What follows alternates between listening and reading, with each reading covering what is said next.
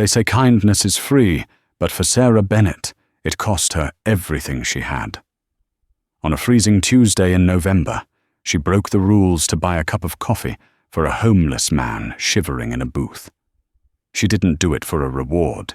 She did it because she knew what it felt like to be hungry. She thought no one was watching. She was wrong. That single act would trigger a chain reaction involving a ruthless corporate empire, a missing heir, and a secret identity worth $40 billion. Sarah thought she was saving a stranger, but he was actually there to judge her. And the verdict? It would change history. The rain in Seattle doesn't wash things clean, it just makes the grime slicker. It was November 14th, 2023, a Tuesday that felt more like a sentence than a day. Inside the Bluebird Diner on 4th Avenue, the air smelled of burnt bacon and stale sanitizer. Sarah Bennett adjusted her apron, wincing as the frayed string dug into her waist. She was 28, but the dark circles under her hazel eyes made her look older. In her pocket, her phone buzzed, a vibration she had learned to dread. It was the past due notification from her landlord, Mr. Kowalski. She didn't need to look at it to know the text. Rent plus late fee by Friday, or I change the locks. She had $74 in her bank account. Her shift didn't end for another 4 hours, and tips had been abysmal. "Sarah, table 4 needs a refill. Stop daydreaming or clock out." The voice belonged to Rick Dawson, the manager. Rick was a man who wore cheap cologne to mask the smell of his own desperation. He managed the Bluebird like a dictator of a very small, greasy nation. He hated waste, he hated loiterers, and most of all, he hated Sarah, mostly because she never laughed at his inappropriate jokes. "On it, Rick," Sarah said, keeping her voice flat. She grabbed the coffee pot and moved to the floor. The diner was half empty. A couple of construction workers argued about sports in the corner, and a young woman typed furiously on a laptop near the window. But then, the bell above the door jingled. The wind blew in first, carrying wet leaves and the biting chill of the Puget Sound. Then, the man stepped in. He was a ghost of a person. His coat was an oversized, charcoal-grey wool trench that had clearly seen better decades. The hem was caked in mud, and the elbows were threadbare. He wore a beanie pulled low, hiding messy silver hair. His beard was unkempt, salt and pepper, hiding a face that looked like a crumpled map of difficult roads. He walked with a slight limp, dragging his left leg as if an old injury was flaring up in the damp weather. Rick, standing behind the register, stiffened. He slammed his hand on the counter. "Hey, you. No. No handouts today. Turn around." The old man froze. He looked up, his eyes surprising, a piercing, icy blue that seemed too sharp for a man in his condition. "I intended to buy something," he said. His voice was gravelly but oddly articulate. It lacked the slur of the drunkards who usually wandered in from Pioneer Square. "Let's see the cash first," Rick sneered, crossing his thick arms. The man patted his pockets. He frowned, patting them again. A look of genuine confusion, perhaps even fear, crossed his face. "I seem to have misplaced my wallet. I had it a moment ago." "Yeah, sure. The misplaced wallet routine," Rick barked, pointing at the door. "Get out, now, before I call the cops." The old man's shoulders slumped. He didn't argue. He just nodded, a gesture of profound defeat, and turned to face the rain again. Sarah felt a physical ache in her chest. She saw her own father in the slump of the man's shoulders. Her dad, who had died waiting for a disability check that never came. She looked at Rick, who was already smirking, proud of his defense of the diner. "Wait," Sarah called out. The diner went quiet. Rick's head snapped toward her. Sarah walked to the counter, pulled out her tips from the morning, a crumpled $5 bill and 3 ones, and slammed them on the laminate surface. "I'm paying," Sarah said, her voice shaking slightly. "Table 6, coffee, and the meatloaf special." Rick stared at the money, then at Sarah. His face turned a mottled shade of red. "You're paying for the bum? You can't even fix your own shoes, Bennett." He gestured to Sarah's sneakers, which were held together by duct tape on the left toe. "It's my money, Rick," she said, lifting her chin. "Is his money not green enough for you?" Rick snatched the bills. "Fine, but he eats in the back booth, away from the paying customers, and if he makes a mess, you're cleaning it with a toothbrush." Sarah didn't wait for Rick to finish. She walked over to the man, who was still standing by the door, hand on the brass handle. "Sir?" she said softly. He looked at her.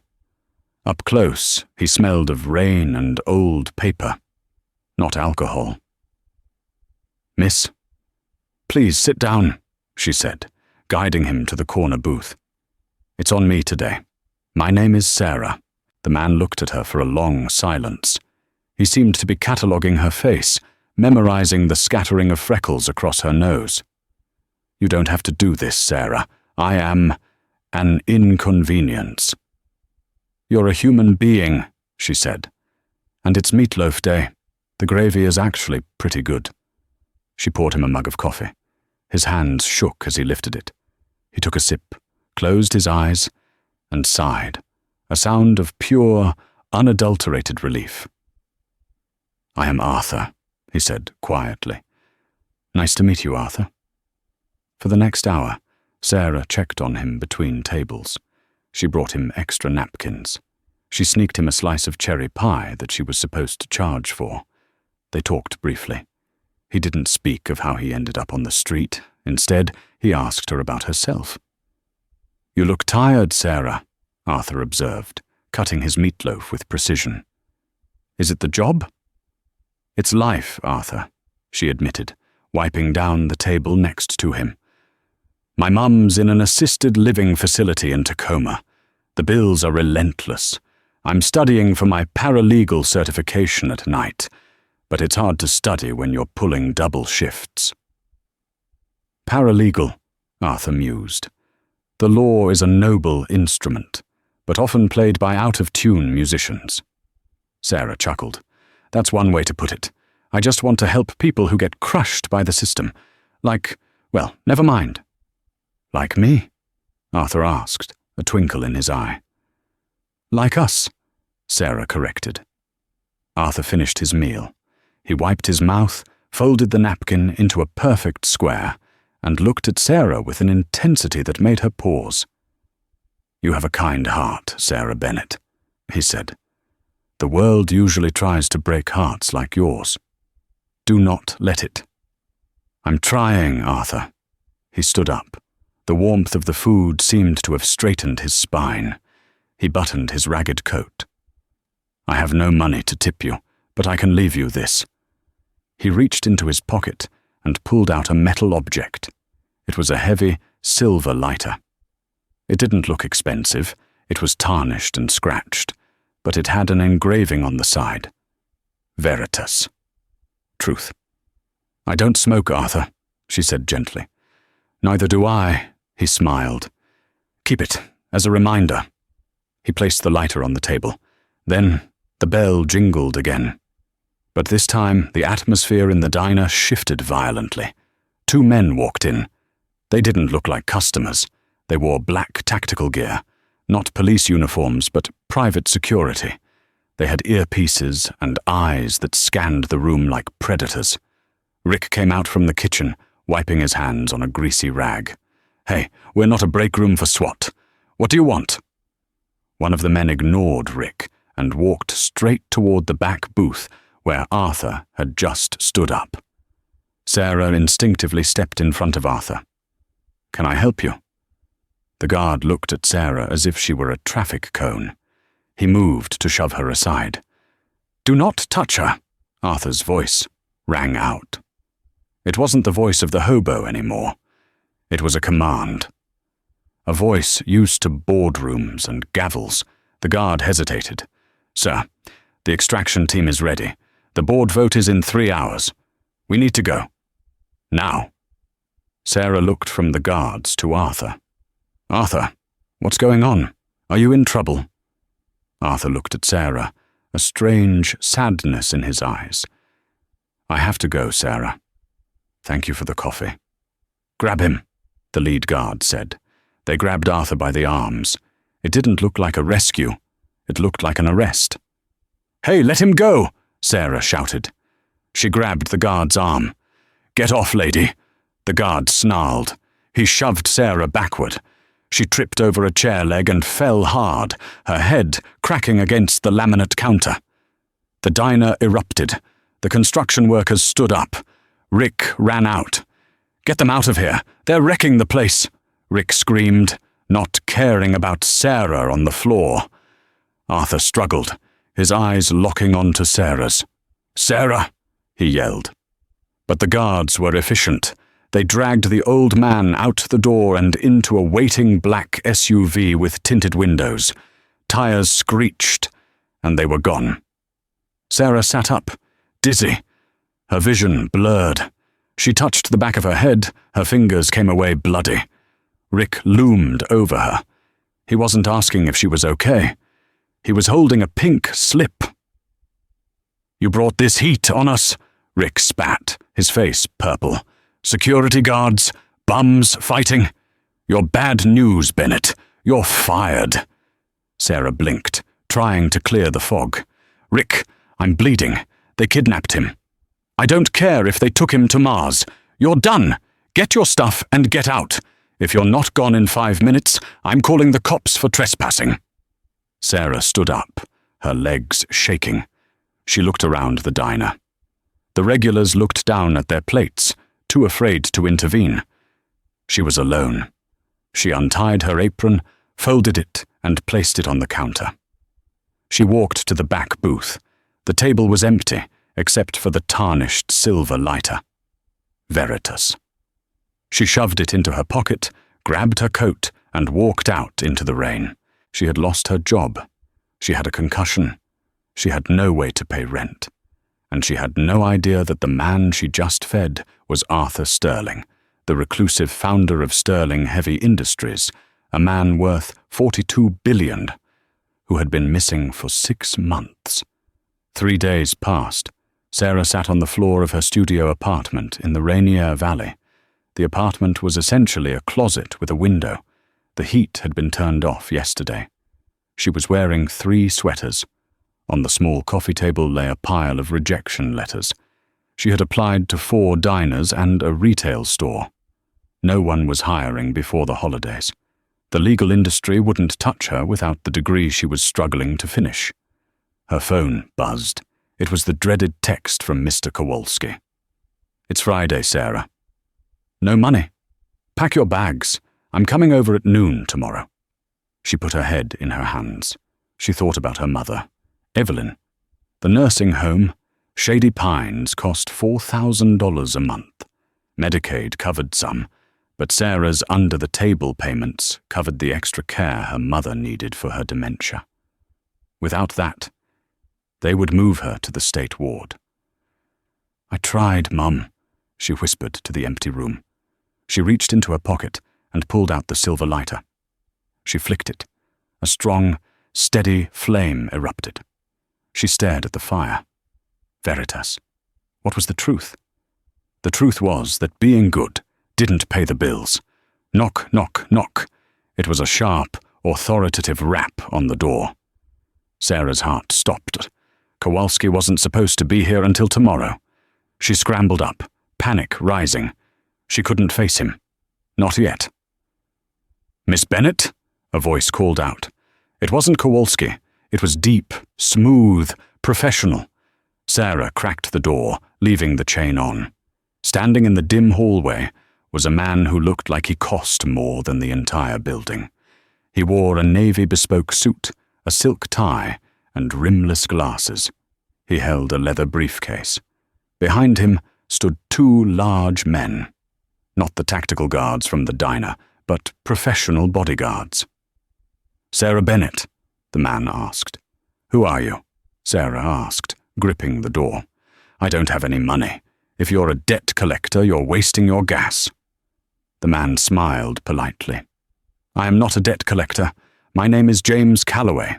I am the senior counsel for the estate of Arthur Sterling." The name didn't register at first. "Arthur?" "The homeless man." "May I come in, Miss Bennett? It concerns the incident at the Bluebird Diner. And your future." Sarah hesitated, then undid the chain. If they wanted to hurt her, they could have done it already. Calloway stepped into the tiny, freezing apartment. He didn't flinch at the cold or the poverty. He sat on the edge of her sagging sofa and placed the briefcase on the table, right next to the eviction notice. "First," Calloway said, "Mr. Sterling sends his regards. He is safe." "Who is he?" Sarah asked. "Why was he dressed like that? Why did those men take him?" Calloway sighed, adjusting his glasses. "Arthur Sterling is the majority shareholder of Sterling Heavy Industries. They build shipping fleets, aerospace components, and infrastructure. He is eccentric. 6 months ago, he was diagnosed with a terminal illness. His children, 3 of them, immediately moved to declare him mentally incompetent to seize control of the company before he died." Sarah gasped. "His own children?" "Greed is a powerful drug, Miss Bennett. Arthur fled. He wanted to see the world from the ground level one last time. He wanted to see if there was any humanity left to save. He has been living on the streets of Seattle, Portland, and Vancouver for months, disguised. He was testing people? In a way. But mostly, he was hiding. The men who took him at the diner were hired by his eldest son, Marcus Sterling. They found him because he used a credit card at a pharmacy to buy insulin. They took him back to the Sterling estate on Mercer Island. He is currently under, let's call it, house arrest." "That's illegal," Sarah cried. "It is complicated," Calloway corrected. "They have a court order claiming he is senile. They are holding a competency hearing on Monday. If they win, they lock Arthur away in a sanitarium and dismantle his company for parts. They will sell off the workers' pensions. Thousands will lose their jobs." Sarah felt sick. "Why are you telling me this?" Calloway clicked the latches of the briefcase. It sprang open.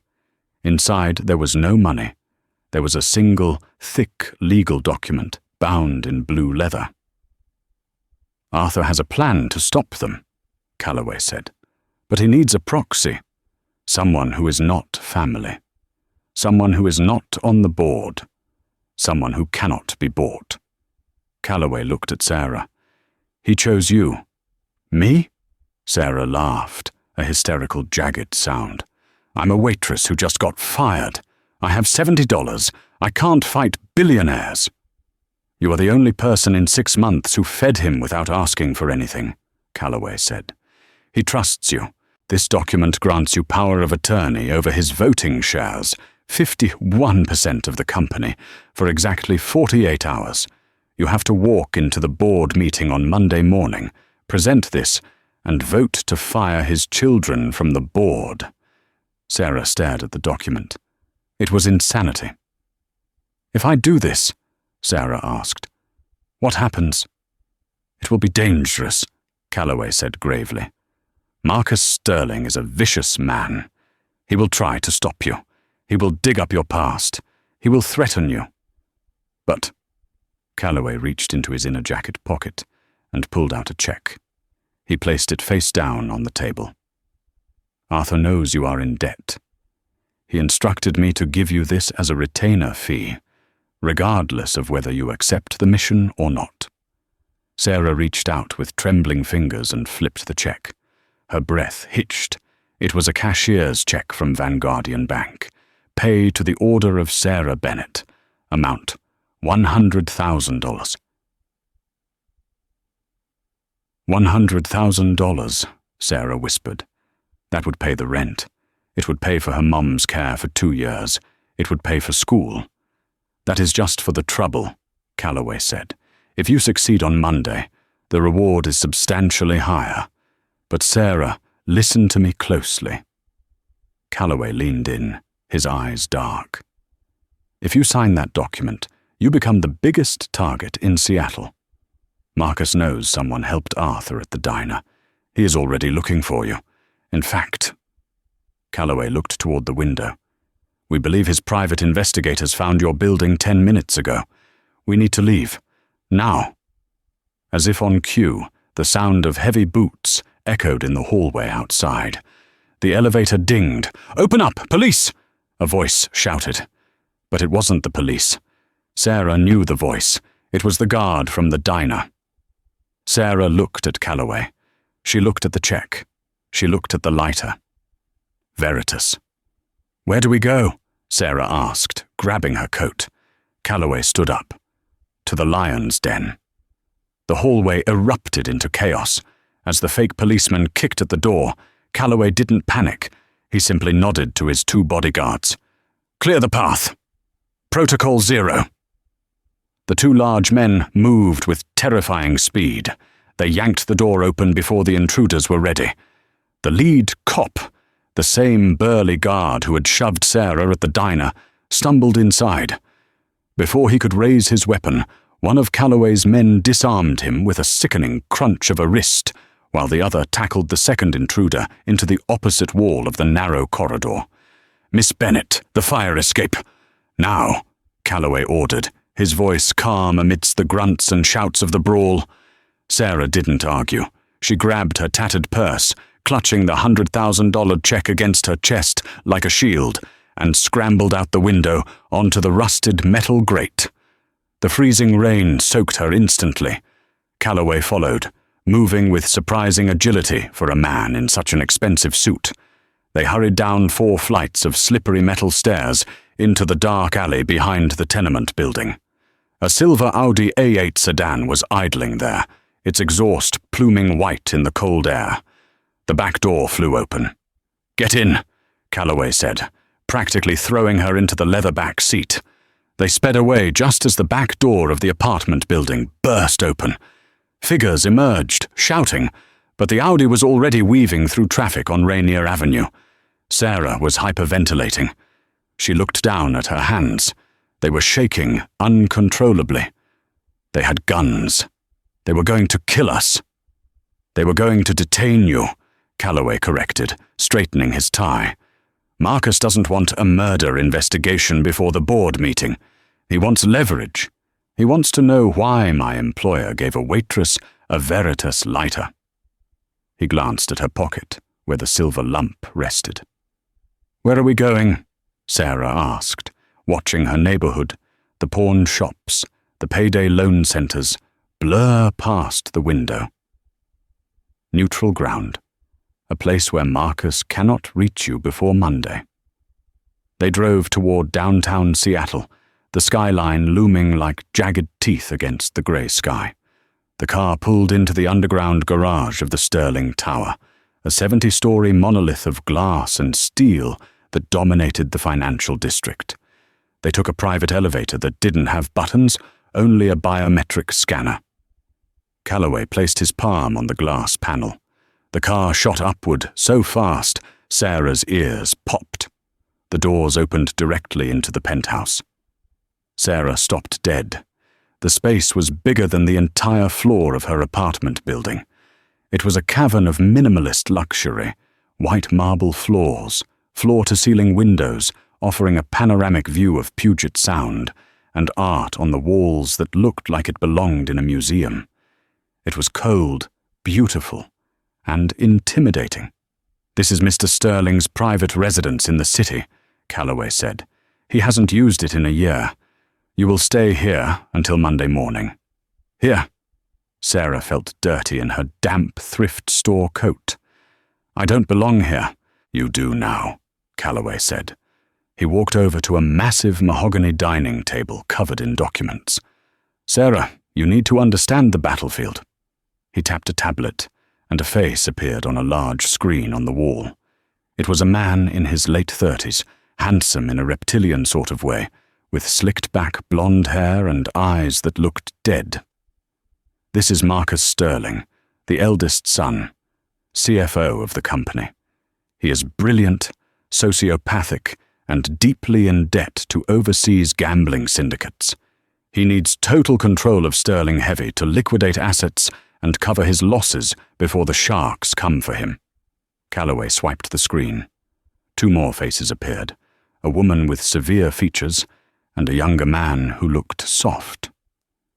Victoria and Julian Sterling, the siblings. They are weak. They follow Marcus's lead because he promised them bigger dividends. They don't care that their father built this company from a garage workshop. They just want the cash out. Calloway turned to Sarah. The weight of his stare was heavy. On Monday at 9 a.m., the emergency board meeting begins. They will vote to declare Arthur mentally incapacitated based on a fraudulent psychiatric report. Once that vote passes, Arthur is locked away and the company is theirs. He pointed to the blue leather document he had given her. That power of attorney activates only when you enter that boardroom. It supersedes everything. As Arthur's proxy, you hold 50-1% of the voting power. You walk in, you present that document, and you cast 1 vote to terminate Marcus, Victoria, and Julian from the board and reinstate Arthur as executive chairman. Sarah sank into one of the plush leather chairs. It felt surreal. Why me? He could have hired an army of lawyers. He has an army of lawyers. I am one of them, Calloway said, but Marcus has bought half of them. Arthur needed someone outside the ecosystem, someone who understood the value of $1 because they didn't have millions of them. He told me that when Rick the manager threw your tips on the counter, you didn't flinch. You have a spine, Sarah Bennett. We need that spine on Monday. Calloway looked at his watch. We have 48 hours. You need clothes that don't say, diner waitress. You need to memorize the company bylaws, and you need to learn how to walk into a room full of wolves and not look like a lamb. He picked up a phone on the table. Send in the team. The elevator doors opened again. 3 assistants walked in, wheeling racks of designer clothing, carrying garment bags, and holding briefcases of legal texts. Sarah stood up. She thought about Kowalski's eviction notice. She thought about her mum in the nursing home, fading away in a beige room. She thought about Arthur's sad, intelligent eyes in the diner. She took off her wet coat and threw it on the marble floor. Okay, Sarah said, her voice hardening. Teach me how to fight. The weekend was a blur of caffeine, legal jargon, and tailoring. Sarah didn't sleep on Friday night. Under Calloway's relentless tutoring, she learned the difference between bylaws and charters, fiduciary duties, and hostile takeovers. She learned the names and weaknesses of every board member she would face.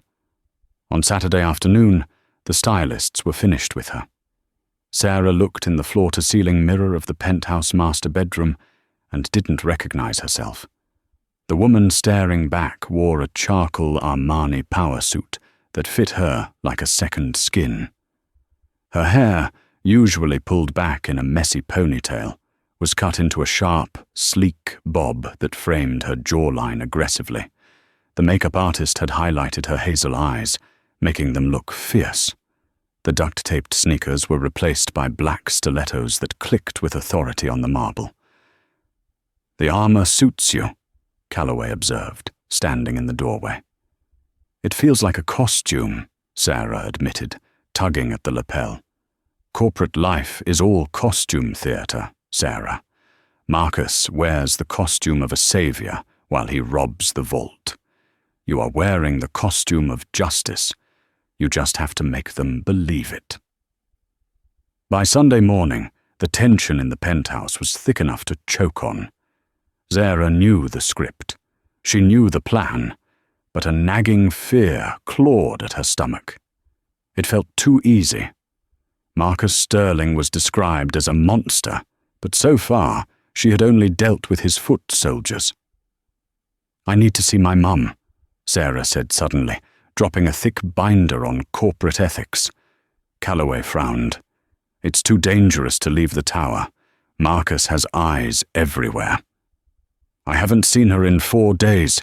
If I'm going to walk into that fire tomorrow, I need to know why I'm doing it. I need to see her." She held up the check. "And I need to deposit this to make sure she's safe." Calloway hesitated, then nodded slowly. "We can use the secure transport. 45 minutes, in and out. We'll deposit the check via the private client app on the way." The ride to Tacoma was tense. The armored SUV was flanked by 2 other security vehicles. Sarah used Calloway's secure tablet to access her bank account. She snapped a photo of the $100,000 check. The app processed for a moment. Then a green check mark appeared. "Deposit pending, $100,000. Relief washed over her so intensely she almost cried. Her mom was safe for 2 years. Rent was covered. She could breathe. They arrived at Shady Pines Assisted Living. It was a depressing, low-slung brick building that smelled faintly of bleach and boiled peas. Calloway's guard secured the lobby before Sarah was allowed out. Evelyn Bennett was sitting in the common room, staring blankly at a muted television. She was frail, her hair white and wispy. "Mum?" Sarah kneeled beside her chair, taking her wrinkled hands. Evelyn looked at Sarah, her eyes cloudy. She frowned, looking at the expensive suit, the sharp haircut. "Who are you, dear? Are you the new administrator?" It always hurt, but today it felt like a physical blow. "No, Mum, it's me, Sarah, your daughter." Evelyn smiled vaguely. "Sarah? Yes, my Sarah is a waitress. She brings me cherry pie. I brought you something better today, Mum. Security. I got a new job, a really big job. We're going to be okay." Evelyn patted Sarah's hand. Then, for a fleeting second, clarity returned to her eyes. It was a phenomenon the doctors called terminal lucidity. "Sarah," Evelyn said, her voice stronger. "You look sharp, like a knife." "I have to be, Mom." "Be careful of the rich men," Evelyn whispered, leaning in close. "Your father always said, the rich men build their towers on the bones of the poor." Then the fog returned. Evelyn turned back to the TV. "That nice man on the news has such white teeth." Sarah kissed her mother's forehead, her heart aching. "I love you, Mum." As they walked back to the SUV, Sarah felt renewed. Her mother's words, though spoken through the haze of dementia, were fuel. She wasn't just fighting for Arthur. She was fighting for everyone who had been crushed by men like Marcus. The blow landed 10 minutes into the ride back to Seattle. Sarah's secure phone, provided by Calloway, buzzed. It was an email from her bank. Alert. Deposit reversed. Account frozen. Due to suspicious activity under federal banking regulation. CC. "What?" Sarah stared at the screen. "They froze the check. They froze my whole account. I have $0 again." Calloway cursed under his breath. He immediately started typing on his laptop. "Marcus, he has friends at the Vanguardian Bank. He flagged the check as fraudulent. We can fight it, but it will take days." "I don't have days," Sarah cried. "The nursing home bill is due tomorrow." As if on cue, the phone buzzed again. An unknown number. Calloway looked at it. "Don't answer it." "It has to be him," Sarah said. Her hands were shaking again, but this time with rage, not fear. She pressed accept and put it on speaker. "Hello, Sarah." The voice was smooth, baritone, and utterly devoid of warmth. It was the man from the screen in the penthouse, Marcus Sterling. Nice suit. Armani really does wonders for the working class. "You're having me watched," Sarah said, her voice icy. "I'm having you managed. Did you enjoy your visit with dear Evelyn? Shady Pines is quaint, a bit underfunded, wouldn't you say? Leave my mother out of this, Marcus. Oh, I can't do that, Sarah. You see, I'm a businessman. I see value where others don't. Just 10 minutes ago, my holding company acquired the debt of Shady Pines Assisted Living. I am now the owner of your mother's residence. Sarah stopped breathing. Calloway's face went pale. It's a terrible shame, Marcus continued, his voice dripping with faux sympathy. But the facility is in dire need of renovations. We have to clear out the current residents immediately, starting tomorrow morning. Unless— He let the word hang in the air. Unless what? Sarah hissed. Unless you decide that the corporate world isn't for you. Don't show up tomorrow, Sarah. Burn that blue binder. If you walk into that boardroom, by the time you walk out, your mother will be sitting on the curb in her wheelchair in the November rain. And since your bank account seems to be having trouble, you won't be able to put her anywhere else. Sarah looked at Calloway. He looked sick. He mouthed, "He's bluffing. It's illegal eviction." But Sarah knew men like Marcus didn't care about legalities. They broke things and paid the fines later. "You're a monster," Sarah whispered. "I'm a winner, Sarah. Arthur is an old fool who thinks kindness is a currency. It's not. Power is currency. You have until 9 a.m. tomorrow to decide if you want to play hero for a stranger or be a daughter to your mother. Choose wisely." The line went dead. Sarah stared at the phone. The city lights outside the window blurred. She had the suit, she had the knowledge, she had the spine. But Marcus had just found her Achilles heel, and he had severed the tendon. Calloway looked at her, his expression grim. "Sarah, we can get an emergency injunction to stop the eviction. It might take 24 hours, but he'll put her on the street before the ink is dry," Sarah said hollowly. She realized her hands were clenched into fists so tight her nails were digging into her palms. She reached into the pocket of her expensive new suit and pulled out the old, tarnished lighter. Veritas. The truth. The truth was that Marcus held all the cards. She was just a waitress in a costume. "Take me back to the tower," Sarah said quietly. "Sarah, what are you going to do?" Calloway asked, real fear in his voice now. He feared she would fold. Sarah looked out the window at the rain-slicked streets of the city that wanted to crush her. "I need to think." Monday morning arrived with a sky the color of a bruised plum. The rain had stopped, but the fog clung to the Sterling Tower like a shroud. Sarah Bennett stood in the lobby of the skyscraper. The charcoal Armani suit was perfectly pressed, her heels were sharp, and the blue leather binder was tucked under her arm. But inside, she felt like she was made of glass, fragile and about to shatter. James Calloway stood beside her, his face unreadable. "It's time, Sarah." "Did it work?" she whispered, her eyes scanning the lobby for Marcus's security goons. "The countermove. Did it work?" "We won't know until we see the look on his face," Calloway admitted. "It was a Hail Mary pass. If we missed, your mother is on the street by noon, and I'll be disbarred by dinner." Sarah swallowed hard. Comforting. "Courage is not the absence of fear, Miss Bennett. It is the judgment that something else is more important than fear." They walked to the elevators. This time, they didn't take the private express to the penthouse. They took the main executive lift to the 60th floor. The boardroom. The elevator was filled with the silence of impending violence.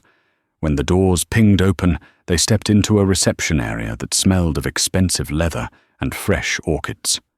A receptionist looked up, startled. "I'm sorry, this floor is restricted for the emergency board meeting. Security."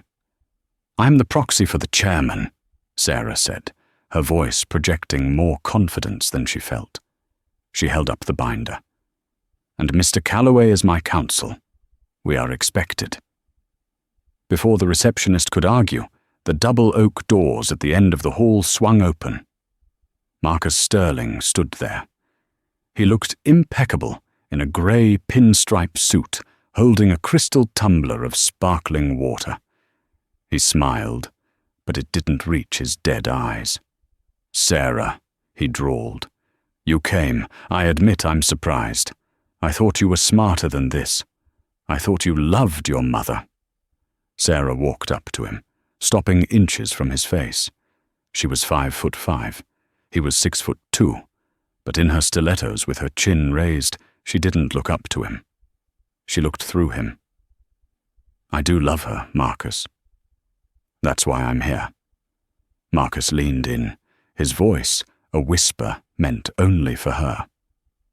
"Then you've made a fatal error. My team is at Shady Pines right now. The eviction notice is printed.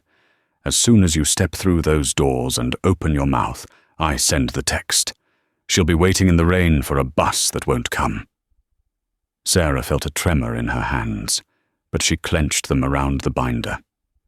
"Get out of my way." She pushed past him and entered the boardroom. It was an imposing space. A 30-foot table made of black walnut dominated the room. Seated around it were 12 people, the board of directors. These were captains of industry, old men in suits, a few severe-looking women, and Arthur's other 2 children, Victoria and Julian, who looked nervous. At the head of the table sat an empty chair. Arthur's chair. Marcus followed her in, buttoning his jacket. "Ladies and gentlemen of the board, I apologize for the intrusion. This is Miss Bennett. She is a waitress from a diner on 4th Avenue. My father, in his dementia, seems to have given her a souvenir." A ripple of laughter went through the room. "She's here to claim she has voting rights," Marcus continued, pacing the room like a predator. "It is a sad display of how far Arthur has fallen. We are here to vote on the motion of incapacity, to save the company from the whims of a senile man who hands out corporate power like napkins." "Sit down, Marcus," Sarah said. Her voice wasn't loud, but it cut through the room. She walked to the head of the table. She didn't sit in Arthur's chair. She stood behind it, gripping the leather backrest. "My name is Sarah Bennett. I am the designated power of attorney for Arthur Sterling, and I am not here to serve you coffee." She slammed the blue binder onto the table. "I am here to vote on behalf of the majority shareholder. And before we vote on Arthur's mental state, we are going to talk about the company's finances." Victoria Sterling spoke up, her voice trembling. "We know the finances. We're profitable. This is a waste of time." "Are you?" Sarah asked. She opened the binder. She wasn't looking at Calloway's notes anymore. She was channeling the anger of every unpaid bill, every eviction threat, every moment of helplessness she had ever felt. Because according to the forensic audit attached to this proxy, Sterling Heavy Industries is bleeding, specifically the accounts managed by the CFO. You, Marcus. The room went silent. Marcus's smile faltered. This is slander. She's reading nonsense written by a madman. Is it? Sarah pulled out a document. This is a transfer record from last week. $12 million moved from the Employee Pension Fund to a shell company in the Cayman Islands called Obsidian Holdings. And do you know who owns Obsidian? She looked at Calloway. Calloway stepped forward, adjusting his glasses. We traced the IP address of the transfer. It originated from a device registered to Marcus Sterling, and the funds were immediately wired to the Red Dragon Syndicate in Macau. Gambling debts, Marcus. The board members gasped. The older men began whispering furiously. Marcus's face turned a violent shade of red. Lies. Fabrications. Security. Get this trash out of here. I'm not finished, Sarah shouted, slamming her hand on the table. The room froze. You called me a waitress like it was an insult, Sarah said, her eyes blazing. But you know what waitresses do, Marcus? We watch. We see the people who cheat on their wives. We see the people who treat us like furniture. We see the cracks in the facade. She turned to the board. Arthur Sterling isn't senile. He went undercover to see if his company still had a soul. He found out that his son was gutting it.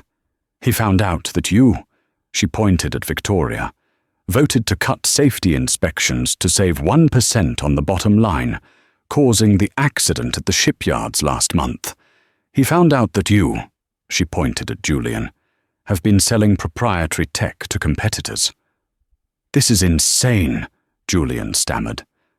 And as for my mother, Sarah turned back to Marcus. You threatened to evict a woman with dementia to blackmail me. You bought the debt of her nursing home. Marcus sneered, abandoning his cool persona. And I'll do it. I'm texting them right now. He pulled out his phone. Go ahead, Sarah said softly. Marcus paused. He looked at her confusion. Call them, Sarah challenged. Marcus dialed. He put the phone to his ear. He waited. His face went pale. Who is this? Marcus stammered into the phone. Where is the administrator? A voice on the other end, loud enough for Calloway to hear, spoke. This is the FBI Asset Forfeiture Division. This property has been seized as part of a federal investigation into money laundering via Obsidian Holdings. Who is this? Marcus dropped the phone. It cracked on the floor. Sarah stepped forward. Calloway and Arthur tipped off the FBI at 6 more SAM. They didn't just look at your bank accounts, Marcus. They looked at your real estate acquisitions. You bought that nursing home with stolen pension money. It's a crime scene now. My mother is safe. You are not. The doors to the boardroom burst open again. This time it wasn't security. It was 4 federal agents in windbreakers. Marcus Sterling, the lead agent barked. You have the right to remain silent. The boardroom erupted into chaos. Victoria and Julian tried to shrink into their chairs. The other board members were shouting, distancing themselves from Marcus. As the agents handcuffed Marcus, he looked at Sarah with pure hatred. You're nothing, he spat. You're a nobody. Sarah watched him being dragged away. She felt a strange sense of calm. I'm the woman who bought your father a coffee, she said. With Marcus gone, the room fell into a stunned silence. The remaining board members looked at Sarah with a mix of fear and awe. The oldest board member, a man named Mr. Henderson, cleared his throat. Miss Bennett, given the extraordinary circumstances, how does the chairman wish to proceed? Sarah looked at the empty chair. She picked up the tarnished silver lighter from her pocket and placed it on the black walnut table. Veritas. Motion to terminate Marcus, Victoria, and Julian Sterling from the board of directors, effective immediately, Sarah said clearly, and motion to reinstate Arthur Sterling as executive chairman. Seconded, Henderson said immediately. All in favor? Every hand in the room went up. Motion passed, Sarah said. She let out a breath she felt like she had been holding for 3 days. Then the side door of the boardroom opened. A man walked in. He was clean-shaven. He wore a suit that cost more than Sarah's entire life earnings. He walked with a cane, but his step was strong. It was Arthur. He walked to the head of the table. He looked at the board members who were gaping at him. Then he looked at Sarah. His blue eyes twinkled with pride. Thank you, Miss Bennett, Arthur said, his voice filling the room. I believe you've cleaned up the mess quite nicely. The aftermath of the Monday massacre, as the financial news called it, was swift and brutal. Marcus Sterling was denied bail. The evidence of embezzlement was overwhelming. Victoria and Julian were stripped of their titles and quietly escorted out of the building, their trust funds frozen pending investigation. Sarah didn't stay for the media circus.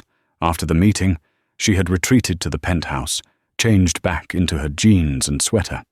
She kept the heels, though. She liked the height, and sat by the window watching the rain. She felt drained, hollowed out. The elevator chimed. Arthur walked in, accompanied by Calloway. Arthur looked tired. The illness he had hidden was visible now in the pallor of his skin, but his spirit was luminous. "You left before the champagne," Arthur said, sitting opposite her. "I don't drink champagne, Arthur. I drink diner coffee." Sarah smiled weakly. "We can arrange that." Arthur signaled Calloway, who poured 2 cups of black coffee from a silver carafe. Arthur took a sip and sighed. "You saved my legacy, Sarah. More importantly, you saved the livelihoods of 50,000 employees. If Marcus had won, he would have sold the fleet for scrap." "I did it for the pension fund," Sarah said. "And for my mum." "How is Evelyn?" "Confused, but safe. The FBI agents were actually very nice to her. They let her keep watching her show." Arthur nodded. He reached into his jacket and pulled out a checkbook. "We had a deal," Arthur said. "A retainer. And a reward." He wrote a check and slid it across the table. Sarah looked at it. She expected to see $100,000, maybe $200,000. The check was for $10,000. Sarah stared at the zeros. $10 million. It was enough to buy an island. It was enough to never work again. It was freedom. She looked up at Arthur. "This is too much. I can't take this." "It is a fraction of what you saved me," Arthur said. "Take it. Buy the nursing home. Buy the diner. Do whatever you want." Sarah touched the paper. It was trembling in her hand. She thought about the duct-taped shoes, the hunger, the fear. This piece of paper erased it all. "Thank you, Arthur," she whispered. "However," Arthur said, leaning forward, "that is not the real offer." Sarah looked up. "What?" "The money is yours regardless. But I have a proposition. I am dying, Sarah. I have 6 months, maybe a year. My children have proven themselves unfit to lead. The board is a pack of wolves that needs a tamer." Arthur gestured to the city below. "I don't need a proxy for a day anymore. I need a successor." Sarah laughed nervously. "Arthur, stop. I'm a paralegal student. I'm a waitress. I can't run a global conglomerate." "You walked into a room full of sharks and gutted the biggest one without blinking," Arthur countered. "You understand people. You understand the cost of $1. You have a moral compass that points north, not to the highest bidder. Business can be taught. Integrity cannot. You want me to work here? I want you to be the vice chairman. I will spend my remaining time teaching you everything I know. When I pass, the Sterling Trust, which controls the voting shares, will transfer to you. You won't own the company, but you will control it. You will decide its future." Sarah stood up and walked to the window. The reflection showed a woman she was just getting to know. A woman who was strong. "Why?" she asked the glass. "Because," Arthur said, standing beside her, "you paid for a stranger's coffee when you couldn't afford your own. That is the only qualification that matters." Sarah looked at the city. She thought about the power she would have, the power to ensure no one else's pension was stolen, the power to fix broken systems. She turned to Arthur. She reached into her pocket and pulled out the lighter. "I don't smoke, Arthur," she said. "Neither do I." She flicked the lighter. The flame danced, bright and steady. "But I do like to set things on fire," she smiled. "When do I start?" "Right now," Arthur grinned. "We have a PR crisis to manage." 1 year later, the headline on the Seattle Times read, "The People's CEO, How Sarah Bennett Transformed Sterling Industries." Sarah sat in the back booth of the Bluebird Diner. She had bought the place 6 months ago. She kept the name, but she fired Rick. The new manager was a woman named Carla, who used to live in her car. Carla ran a tight ship, but she never kicked anyone out for loitering if it was raining. Sarah wasn't wearing an Armani suit today. She wore jeans and a Sterling Industries fleece. She was tired. Running a multi-billion-dollar company was exhausting. But she was happy. The bell above the door jingled. A young man walked in. He looked rough. His clothes were dirty, his backpack torn. He looked around nervously, counting the coins in his hand. He clearly didn't have enough. He started to turn around to leave. Sarah stood up. She walked over to the counter. "Table 4, she said to the young man. "The meatloaf is good today. It's on the house." The young man looked at her, shocked. "Why?" Sarah smiled, and for a moment she saw Arthur's face in the young man's eyes. Arthur had passed away 2 months ago, peacefully, knowing his legacy was safe. "Because someone did it for me once," Sarah said, "and I'm just passing the bill along." She watched him sit down. She took a sip of her coffee. It tasted like burnt beans and victory. Sarah Bennett had billions in the bank, but she knew the truth. The real currency of the world wasn't gold or stocks or fear. It was kindness, and she was the richest woman on earth. Sarah Bennett's story reminds us that character is revealed not when we have everything, but when we have nothing. She thought she was just buying a coffee, but she was buying her destiny. Arthur Sterling proved that while money can buy power, it cannot buy loyalty, and it certainly cannot buy a good heart. What would you have done if Arthur walked into your workplace? Would you have turned him away, or would you have offered him a seat?